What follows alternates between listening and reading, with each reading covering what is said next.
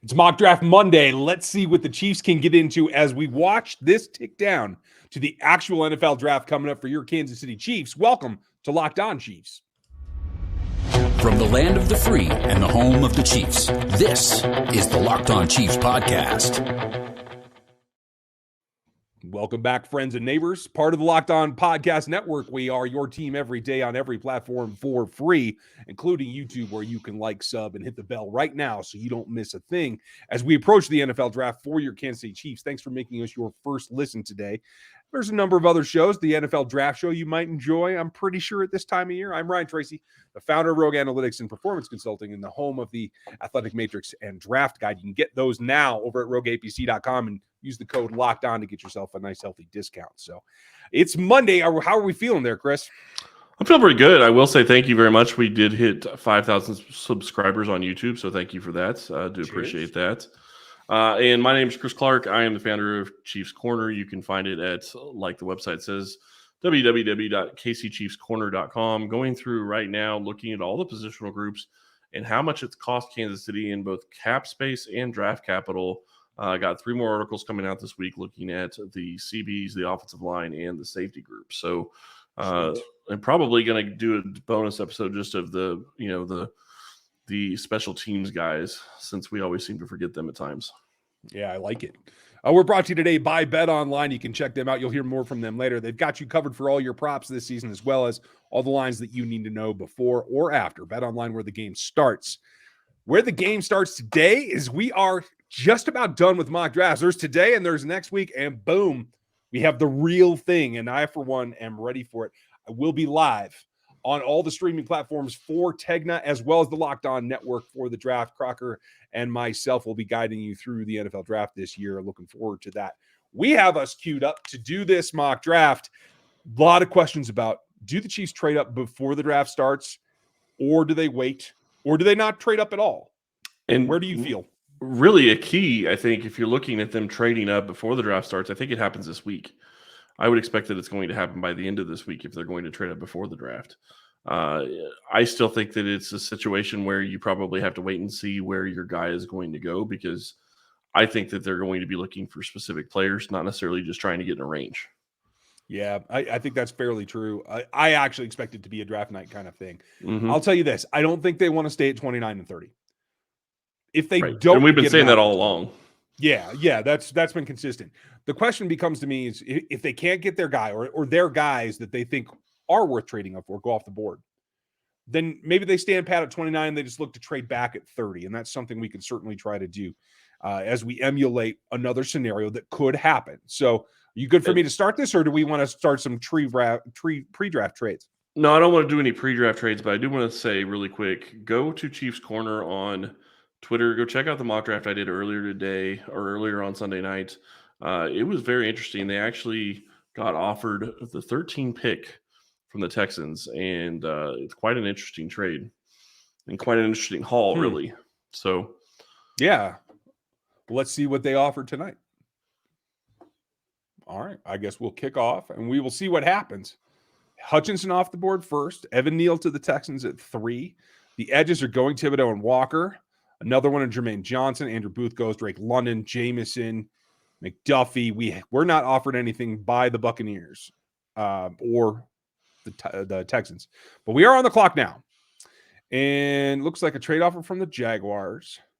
Pass. For our first, offering a 3rd and a 5th. Now, I wonder if that can't be wrangled around, like I said. And then the Jets offering for us to move back to 35. I think that's perfectly legit. Only offering a 4th there. Which one would you like to counter, or would you like to not? Would you just want to take these picks? Well, I don't want the Jags, so I would decline that one.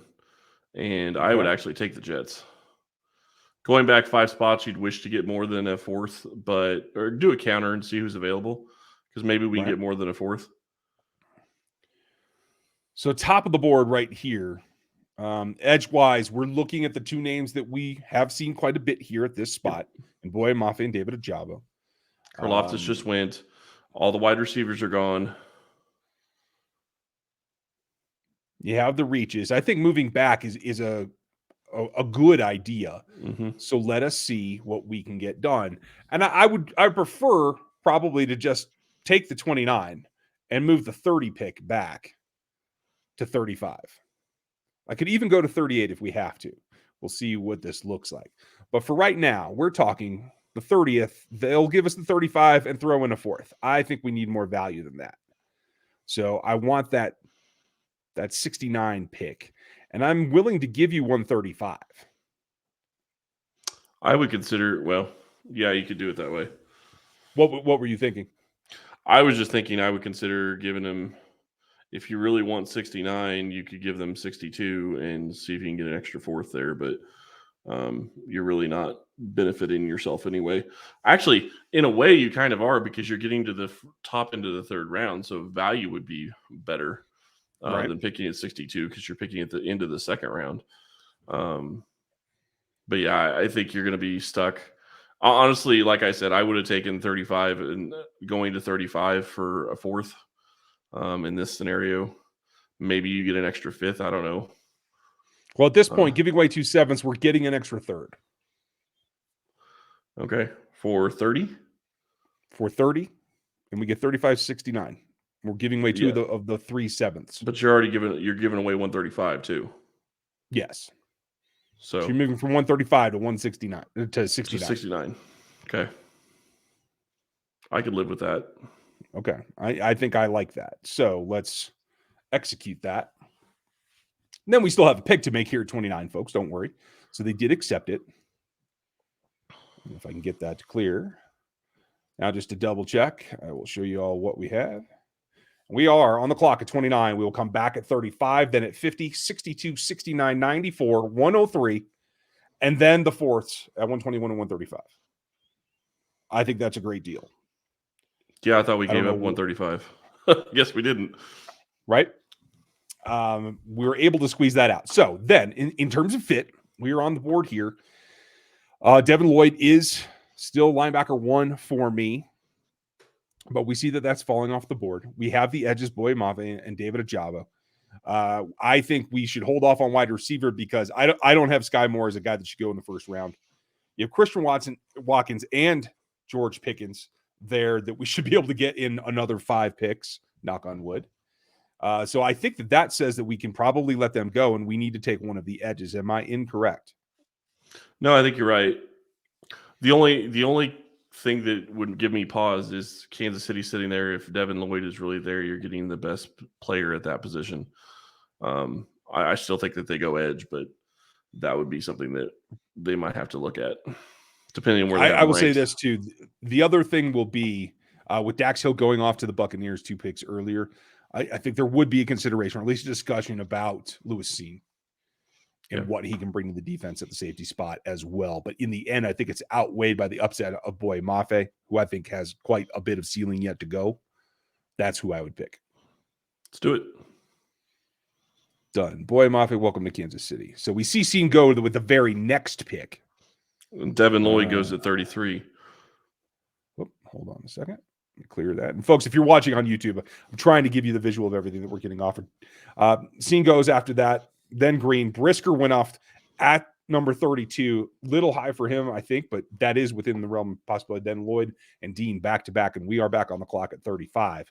And as we discussed, we have kind of our pick at the wide receiver spot. And I do want to take a look at Quay Walker is now linebacker 3. I think that's legit. In some boards, I know that he has surpassed Nakobe Dean. Let's see. Kyler Gordon is one of the big edges here. Tariq Woolen, I do not have a 2nd round grade on, so I would not take him here. I'm sorry. Yep. Corner. Kyler Gordon, the top corner. McCreary is on the board at corner as well. Let's see. And so there are a couple of options there. Now we are picking later in the round. It's at 50. So we still have an option for them as well. So what's your gut tell you here? My gut is you have to go wide receiver, and you pick whoever you think your best fit is, and it doesn't matter. I understand that people will say that maybe you're reaching if you really think that Pickens that George is really 59 if you pick him here, but I think you take the one that you think is going to fit your system the best, and you go with it regardless. Because I don't think you no can matter wait. where you go. Right. No, Yeah. but I guess my point is I don't think you can wait. He's not going to be there at 50. I would just And if about you follow guarantee your that. gut, you need to go to BetOnline and use your gut to put all your money on the line in a smart way. And that is for all the sports developments, all the podcasts, all the league reviews, all the news that you need to make smart decisions when you are putting action down, whether it's Major League Baseball, the hockey playoffs, the props on who goes where in this draft, esports, the whole 9 yards. It's all available over there. Head over to their website. You can check it from any device that you like. It is BetOnline where the game starts. I agree with you. I personally, in this situation, would probably lean Pickens over Watson at 35. You like Pickens that much more? It's not drastic. I have them both around the 50th grade. I do give Pickens just a little bit of edge because of the competition level is certainly much bigger. So yeah, at 35, if we're going to do that, I would definitely lean towards Pickens. I'd say go with your gut.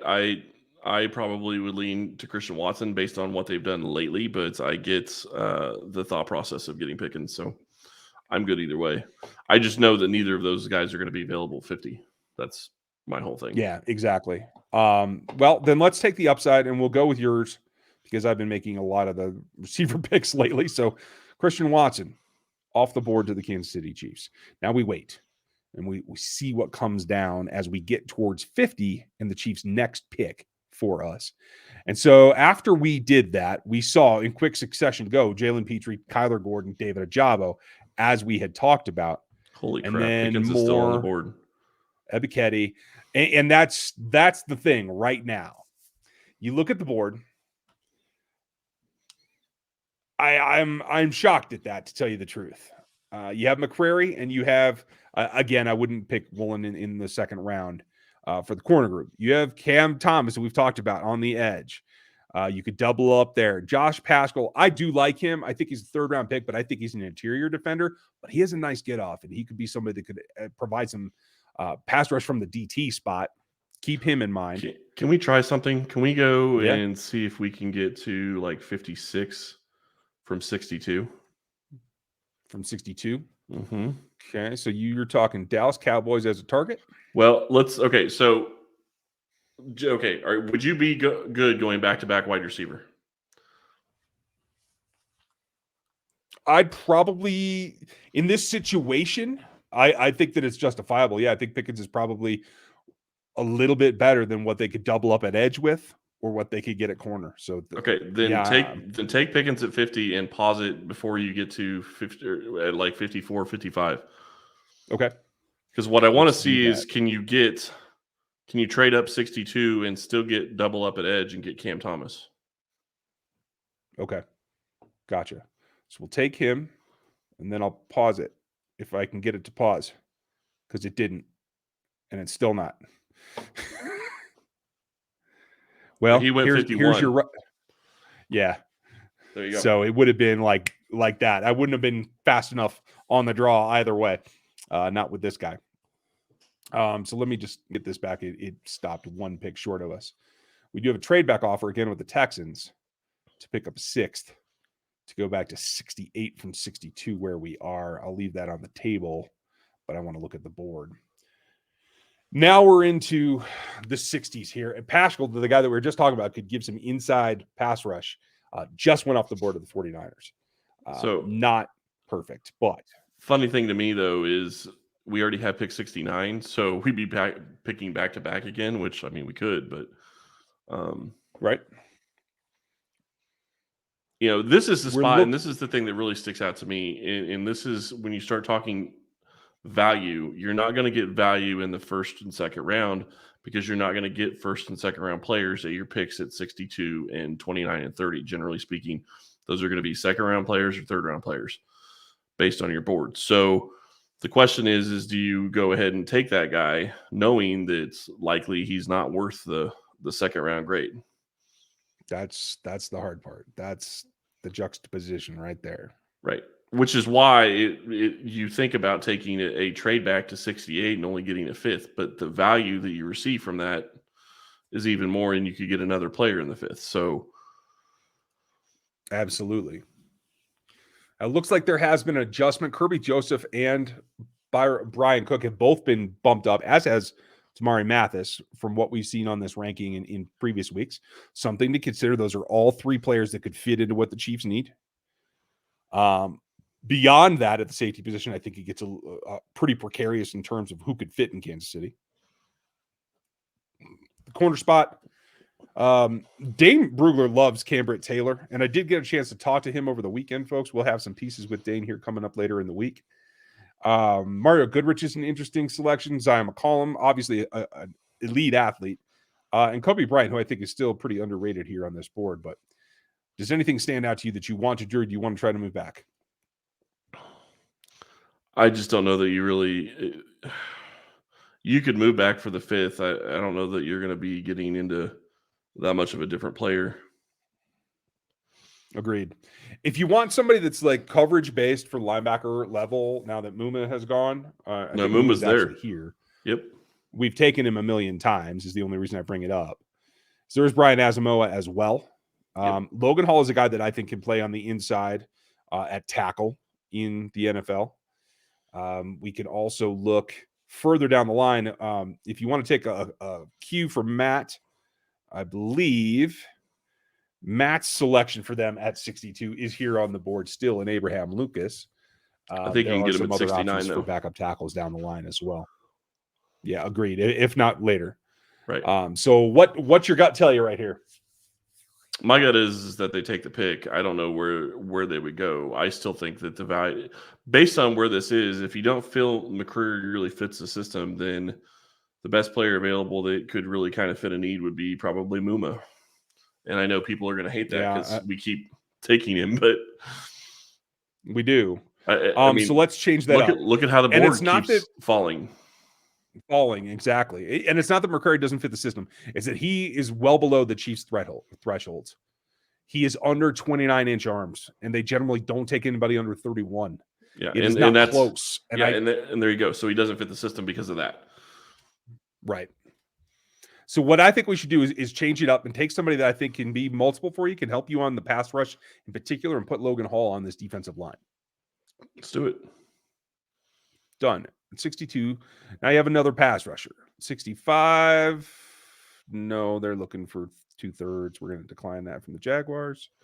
We're going to make them make their own selections. I don't want another 7th from the New York Giants. Asking for a 7th. I don't want to give them one either. And I don't want to move back 20 spots with the Bills.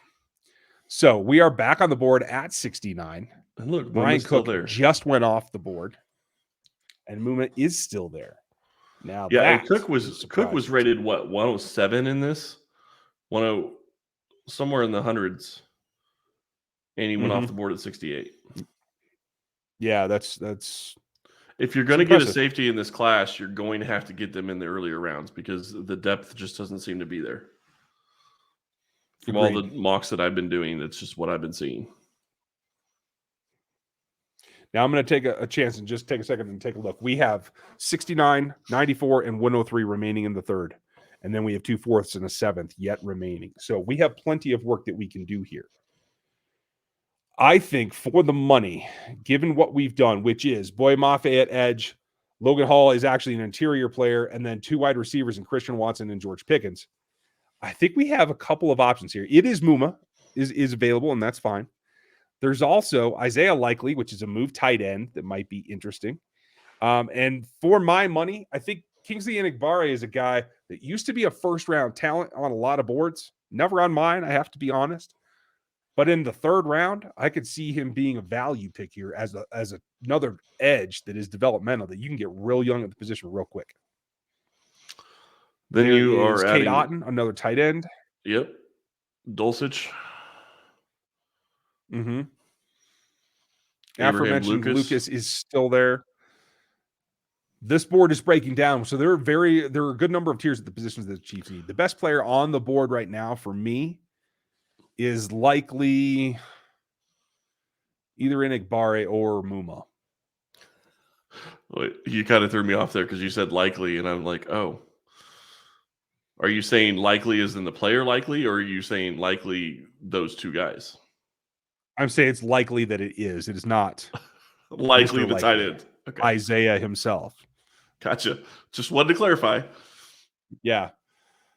I'm struggling here to find value. You could go Cambert Taylor, but I think it's a little early for him. I like Alontae Taylor as well. Problem we is talked you're about going to Kobe Bryant 94, later. and generally speaking, you're not going to get a chance to get a CB unless they're going to be dropped way down. Like at 94, you're probably going to be looking at Zion McCollum, who's on this board rated around the 120s. True. So would you like to do an Alontae Taylor, who actually played really well at the Senior Bowl, or a Cambert Taylor that also looked pretty good at the Senior Bowl, had a few more, holes in his game, but is that what you're saying? I'm not gonna lie. I kind of like the thought of going Enigbare, because if you could transform this pass rush and give them Logan Hall and Boye Mafe and Enigbare, and they could actually get after the passer. It may not happen this year, but if they could do it next year in 2023, they're going to be in great shape. You're absolutely right, and I think that's what it comes down to. And as we approach the Chiefs back on the clock at 94, I've got to tell you about some of our friends because I'm getting hungry. Always getting hungry and always going for the Built Bars, and I completely understand that. I've got a bunch of them upstairs myself. This is the time of year that I've pretty much given up on all the New Year's resolutions. That's absolutely true. But this year, I am sticking to the resolution to eat right. I am eating more Built Bars. I've got a bunch of them upstairs, as I said. Puffs are the first ever protein-infused marshmallow. They're fluffy. They're marshmallowy. They're not just a protein bar. They're a treat. And they're covered in 100% real chocolate. All Built Bars are covered in 100% real chocolate, including the Puffs. They're low-calorie, high-protein. Replace your candy bar with these. They are better. A typical candy bar could be anywhere from 200 to 300 calories. Most Built Bars contain 130 calories, 4 grams of sugar, 4 net carbs, and 17 grams of protein. Compare that to a candy bar, which usually has around 240 calories, 30 grams of sugar, and dozens of net carbs. Go to Built.com and use promo code LOCK15, and you'll get 15% off your order. Use promo code LOCK15 at Built.com. Okay, don't mind if I eat this. All right. I can wait till after the show. I'm okay. All right. So at 94, we saw all the players that I just talked about going off the board. So the CBs did go, as you were concerned about, perfectly justified. We are now left, in terms of what's at the top, a player like Zach Carter that can play inside, outside, and does have some pass rush. I do like him, but we just took Logan Hall, so I don't think that is a need anymore. You have the second tier tight ends and Cade Otton. Jake Ferguson is a guy I have in my top 5, to tell you the truth. So I like him there. Damari Mathis, honestly, is a guy that I think if you can't get Dax Hill, Damari Mathis is the next safety that I think can play robber, can drop down and play some nickels corner for you, play high as well. So I would lean, even though it's a bit high for where he's situated right here, I would lean towards him right here. Yep. Done. Because you're not going to get a chance to get on the safety until very late. Agreed. Okay, so now we're sitting at 103. Correct. And now we're a little bit more open. We still haven't filled the cornerback spot itself. Did Zion go? Nope, he's there at 122. So I'm pretty comfortable with that if you are. Yep. Zion McCollum. I like that. And we're filling out, getting younger, getting faster, getting longer in terms of arm length at the quarterback spot. Yeah, I would look at that actually. For a 7th round pick, go moving back up 10 spots. Consider it. Who's available is the question. Let's take a look. Yeah. Jalen Armour Davis, Kobe Bryant, in terms of the corners, they're the best 2. Followed later by Jalen Watson. And that gets to be about the end of the guys that I think have draftable grades. A little wiry slot guy in Kyle Phillips. We've already doubled up there. Have we? Okay. Yeah, I think I don't mind taking Jake Ferguson at this point. Yeah. Okay. Oh, I'd like to take 7 edges in this draft. So D'Angelo Malone might be on my list. Ryan is now changing to edge related, not fullback related. So just a heads up. Right. Yeah. The law firm of Zappy, Stearns, and Malone is firmly in my draft plans. So you like Jake Ferguson, the tight end, as an option. I think that's smart as well. I'm just looking for backup tackles, corners. Kobe Bryant's still there. That's criminal at this point. Gadecki is a backup tackle that's got some juice. Zach Tom is I believe he was OT1 in the athletic matrix with Zach Tom. So if not, he's OT2, which is just something to keep an eye on. But I like the idea of going with Ferguson here. So do you want to trade up or do you want to stay at 121? I'd trade up and get rid of the 7th because I don't think they're going to use all those 7th round picks anyways. Fair enough. Maybe we can flip all the 4ths and go from 135 to 117 as well.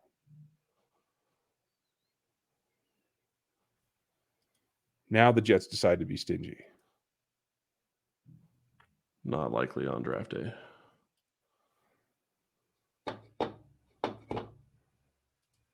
Sometimes you got to make more than one call, folks. That's what I keep saying. So we're on the clock at 111, and you like the Jake Ferguson pick, another tight end that can do a little bit of everything and is crafty in his route running, shall we say. Yeah, and I think the big key here for me is you got to be getting younger on offense and your skills positions. And yes, you got a tight end last year, but he does not play the same position that you're going to be looking at Jake Ferguson for. So I think there's value there. And you're saying he's a new top 5, so let's do it. Okay. So there goes Jake. We're on the clock in 6. What goes on in between? Doman went, Goodrich, Federian Mathis, Beatty goes, and then Sterling Weatherford. So I think there's 2 things we got to take a good look at, and that is, are there coverage linebackers available here at this point? Brandon Smith could fit some of that. You have Damone Clark, who has fallen because he is going to be unavailable this year due to vertebral fusion surgery. 2 of his vertebrae are getting fused together. Wow. That is a serious condition. However, he is a very good player. LB1, folks, if you want to get into the matrix and all of our film grades and everything that we do over at Rogue Analytics, go to rogueapc.com and grab that draft guide. What you'll find is that Malcolm Rodriguez from Oklahoma State is LB1 in the athleticism metrics. That is something to consider. Now, I don't think he's instinctually the greatest cover guy, but he is somebody who can do the job. And one name that I'm looking for is DeMarco from App State, and it looks like he is here as well. He's also a guy that plays coverage first in terms of like what he's good at. Obviously, in terms of the grade here, that would be pretty high. But if you're looking to fill that gap, I think that's something to consider. Who's available at corner? Kobe. I was going to say Kobe's Jalen Amber Davis, who didn't play a lot at Alabama, but played decent when he did, is an option there. Jalen Watson from Washington State would be the next one. Those are the 3. So we have Zion McCollum, and we have Damari Mathis, who will probably be a nickel corner a good bit of the time as well. So we can certainly go Kobe Bryant, and I won't cry. But there's the linebackers, and there's the backup tackle spot as well. Zach Tom is there, and so is Luke Gadecki. Both of them, I think, could be guys that are serviceable swing tackles. Could either of them start? In time, yes. Immediately, no. Not in my opinion. Well, in 2023? Yes, I would think possibly. Then I'd take Tom and go down the road. Okay. Because you brought back Wiley for a just reason. in case break glass tackle. Mm-hmm. Yep. Exactly. He can fill in for now. You've got Christian, but we still don't know what's going to happen with Lucas Niang. We don't know whether he's going to be available or not. Wiley is their backup plan, I would imagine, for Lucas Niang. And to me, if Tom can get in there and play, then I think you're in a great spot for 2023. So this is working out about where I had planned it, where the Chiefs take 9 picks. And that's what we've done here. I don't mind it at all. We started with Boye Mafia at 29. We traded back out of 30 to get Christian Watson at 35, picking up a couple significant picks in the process, which landed us at 50 for George Pickens. So back-to-back wide receivers. Then we come back with Logan Hall, who can play some edge, sub inside. I actually like him as a DT in a pass rush situation. Him at 62. Then at 69, we come back with Kingsley Enagbare, a guy who had been a first-round grade at some point in this offseason. A long, explosive, for the most part, edge that does have some growing to do. And I think he will be a developmental player that will help them. Then we came back Continuing to throw with Damari Mathis, who can play nickel, can play robber, can even play high for you, an all-around safety corner / we'll just call him DB. And to fill that out and make it even more athletics, particularly, is a guy that does need time to develop in Zion McCollum from Sam Houston State. I have watched his film, and he does need work, but he is the kind of athlete that does not grow on trees. He will give Jameson Williams and Tyreek Hill a run for their money. That's what I'm trying to say. Jake Ferguson comes back after that at 111, gives us another tight end option. Could spell the demise of Blake Bell, who knows? And then we finish off in this scenario with Zach Tom, who is an uber athletic backup offensive tackle that has swing capability. I think it's a pretty good draft, and I think that Kansas City would be in a really good position at this point. To me, you rebuilt the wide receiver room in one off season, which is what we talked about. In this scenario, you're also rebuilding the edge room pretty much in one off season. You're getting 2 edges and a third guy that can basically go in and play edge at times in Logan Hall. So that's a good scenario for them. They've got a corner that may not start in 2022, at least the start of 2022, but it looks like he can probably be a starter in 2023. So you're going to need that. A lot of the big positions that we need to be filled, we did. The only one that I'm not seeing on here that I think is a bigger need than other people do, it seems to be that linebacker position, but can't hit everything. So no, and the Chiefs have shown with back-to-back second-round picks at linebacker, they may have had their fill. They may have to go another way and look for UDFAs and look for athletic players that they think can fit in. Right now, I'm a little concerned about it, but the way this fell, this felt like it made sense. Yeah. Let us know what you think. Did it make sense to you? What would you like us to do? Did you miss the Moom pick? We avoided it just for you guys because we take Moom all the time on this show, so we wanted to do something different. I guarantee most didn't. Comments, please, as well as your Spotify reviews. It is what it is. But and iTunes we are reviews, down to please. the wire here, folks. Yes, absolutely.